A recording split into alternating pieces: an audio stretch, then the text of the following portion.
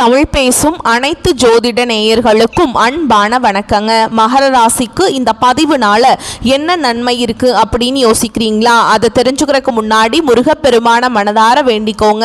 நீங்களும் நான் சொல்ற மந்திரத்தை 3 முறை சொல்லிக்கிட்டே உங்களால முடிஞ்சதுன்னா கமெண்ட் பாக்ஸ்ல ஒரு முறை கமெண்ட் பண்ணுங்க. ஓம் முருகா போற்றி, ஓம் முருகா போற்றி, ஓம் முருகா போற்றி. என்னை ஜெயிக்க வைத்த கந்தா கடம்பா கதிர்வேலா, நீதான் இந்த மகர ராசிக்காரர்களை வழிநடத்தி வாழ்க்கையில செழிக்க வைக்க வேண்டும். முருகனின் காலடியை தொட்டு வணங்கி நான் இந்த பதிவை தொடங்குறேங்க. தினமும் உங்களுக்கு கிரகநிலை மாற்றத்தால் வரக்கூடிய சுப பலன்களை அறிய கட்டாயம் சப்ஸ்கிரைப் பண்ணி பெல் பட்டன் அப்புறம் ஆல் ஆப்ஷன் இருக்கும், அதையும் கொடுத்து வைங்க. ஒவ்வொரு பதிவும் உங்களைய வெற்றியடைய வைக்க வேண்டும் அப்படிங்கிற எண்ணத்துல தாங்க போடும். மகர ராசிக்காரங்க போர் குணம் கொண்டவங்க. உங்ககிட்ட சண்டை போட்டு ஜெயிக்கிறது ரொம்ப ரொம்ப கஷ்டம். நல்லது கெட்டதை முழுசா தெரிஞ்சவங்க. சனி பகவானை ராசி அதிபதியாக கொண்டவங்க.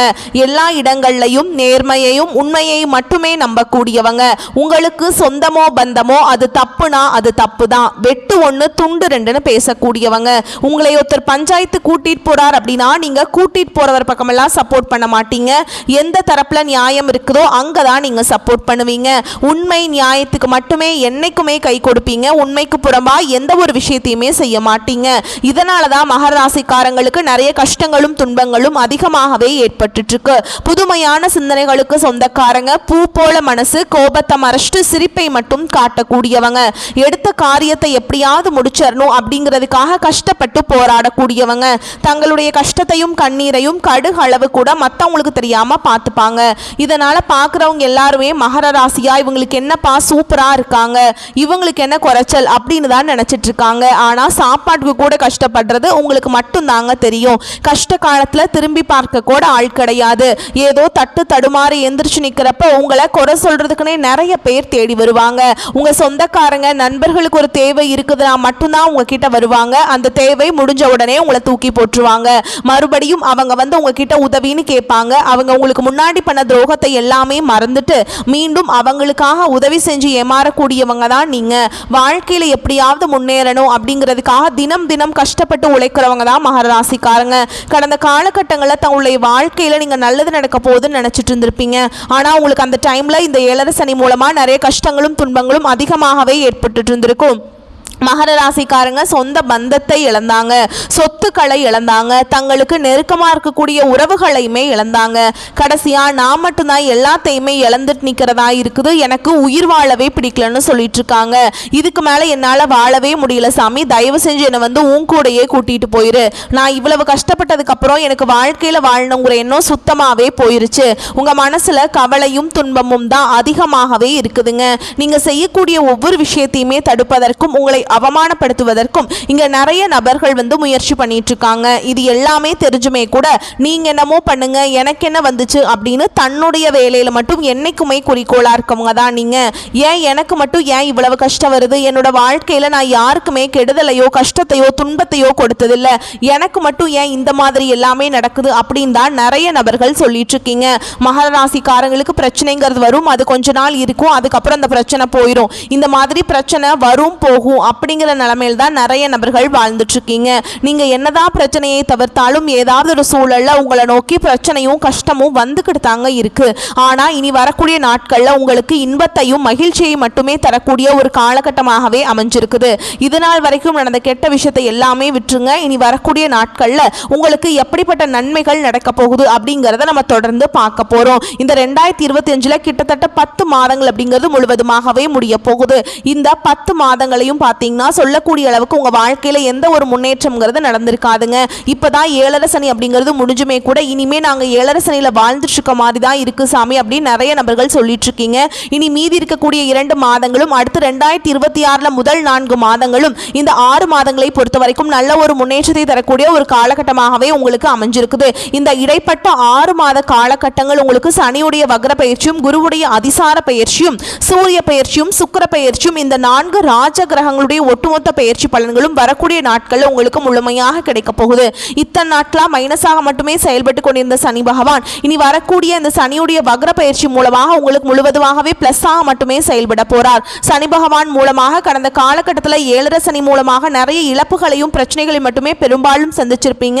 இனி வரக்கூடிய நாட்களில் உங்க வாழ்க்கையில நீங்க எதையெல்லாமே இழந்துட்டு கஷ்டப்பட்டுட்டு வருத்தப்பட்டு இருக்கீங்களோ அது அனைத்தும் பெறக்கூடிய ஒரு காலகட்டமாகவே பார்க்கப்படுது. குறிப்பா பாத்தீங்கன்னா இந்த ஒரு 3-4 வருடமாகவே பாத்தீங்கன்னா பொருளாதாரத்துல மிகவும் பின்தங்கி இருந்த ராசின்னு பாத்தீங்கன்னா அது மகர ராசிக்காரங்க தான்.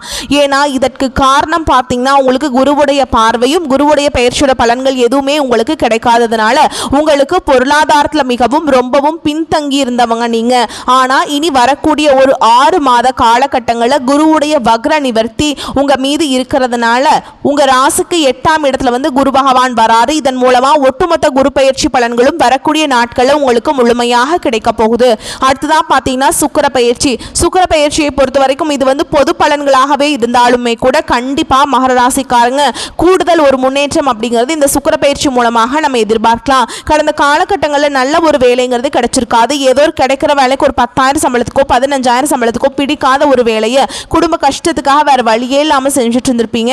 ஆனா இனி வரக்கூடிய நாட்களில் நீங்க படிச்ச படிப்புக்கு ஏற்ற மாதிரியும் உங்களுக்கு பிடிச்ச மாதிரியும் நீங்க ஒரு அரசாங்க வேலைக்கு ட்ரை பண்ணாலும் சரி, இல்ல ஒரு ஐடி ஜாபோ பிரைவேட் ஜாபோ பேங்க் ஜாபோ நீங்க எங்க வேலைக்கு ட்ரை பண்ணாலும் அந்த ஜாப் அப்படிங்கிறது உங்களுக்கு நிச்சயமா கிடைக்க போகுதுங்க.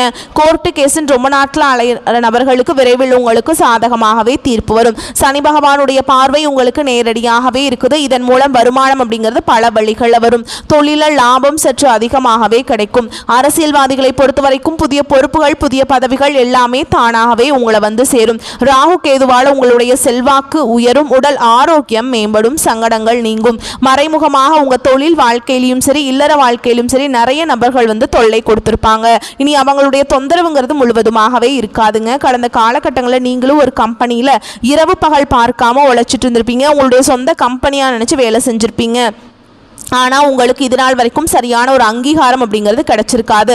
ஆனால் உங்கள் கூடையோ இல்லை உங்களுக்கு அப்புறமா கூட வேலைக்கு வந்திருப்பாங்க. அவங்களுக்கு சம்பள உயர்வு பதவி உயர்வு போன்றவை எல்லாமே கிடைச்சிருக்கும். இதை பார்த்து ரொம்பவே மனவேதனை பட்டிருப்பீங்க.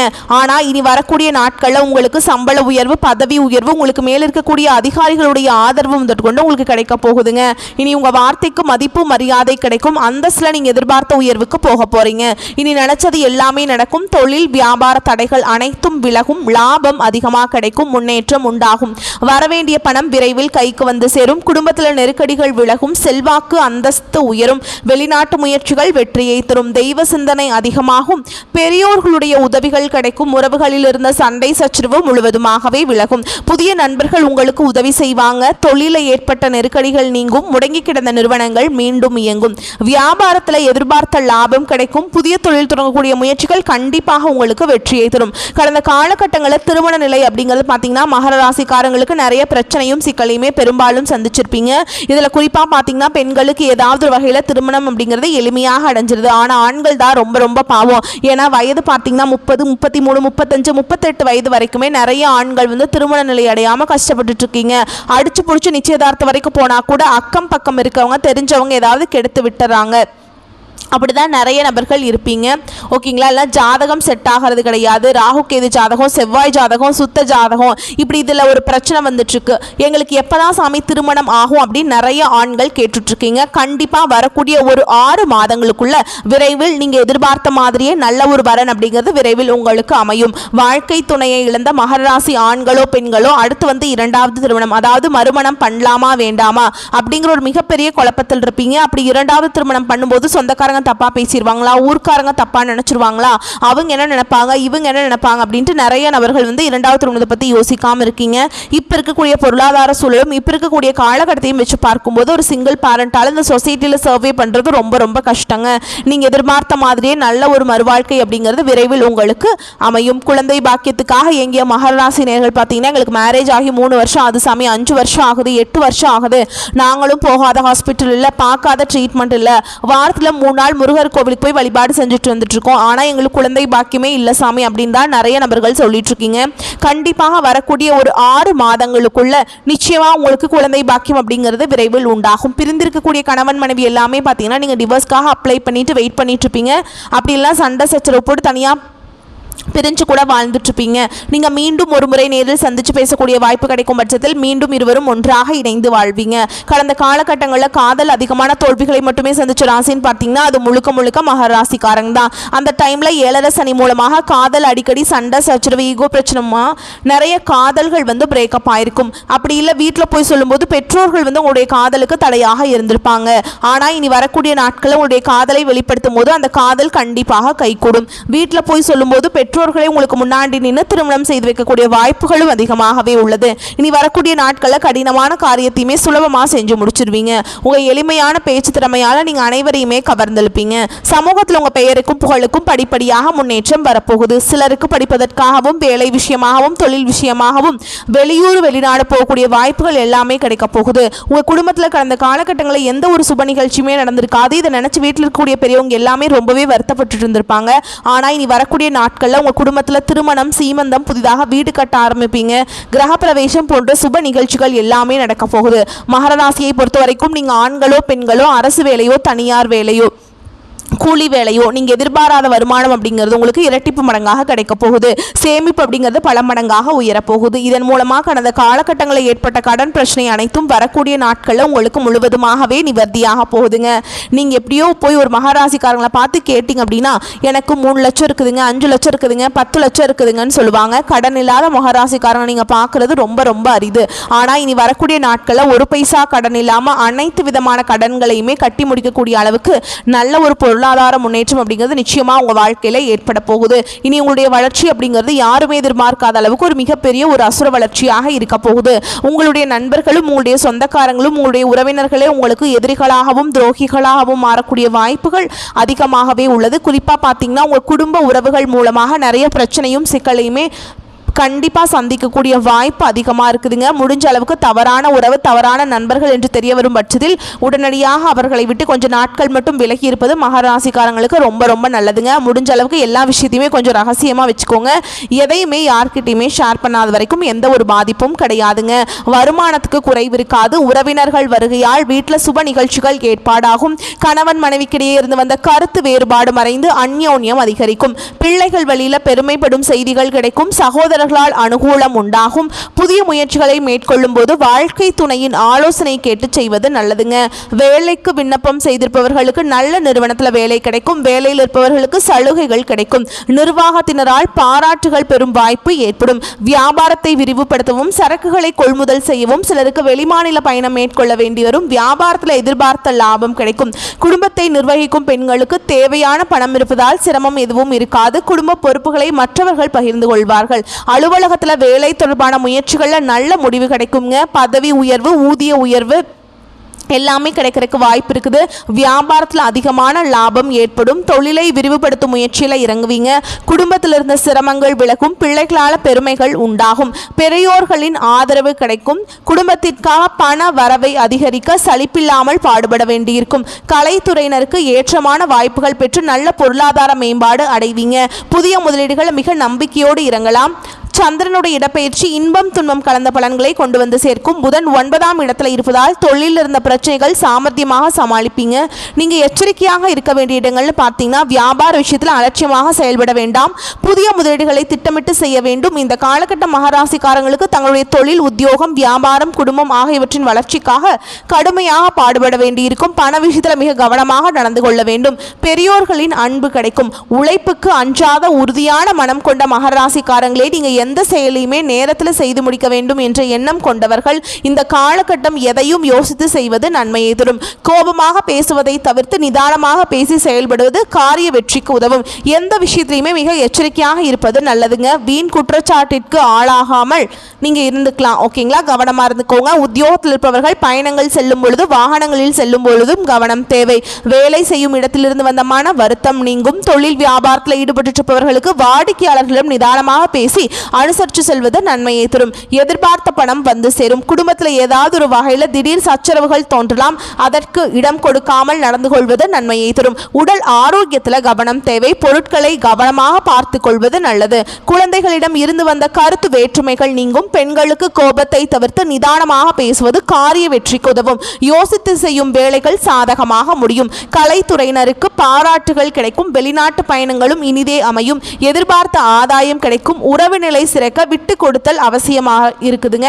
கூட்டு தொழிலில் அதிக அக்கறை தேவை. அரசியல் துறையினருக்கு நீண்ட நாட்களாக இருந்து வந்த பிரச்சனைகள் விலகும். திடீர் செலவுகள் ஏற்படும். சிக்கன நடவடிக்கை அவசியம்ங்க. உழைப்புக்கு முக்கியத்துவம் கொடுத்து அயராது பாடுபடுவீங்க.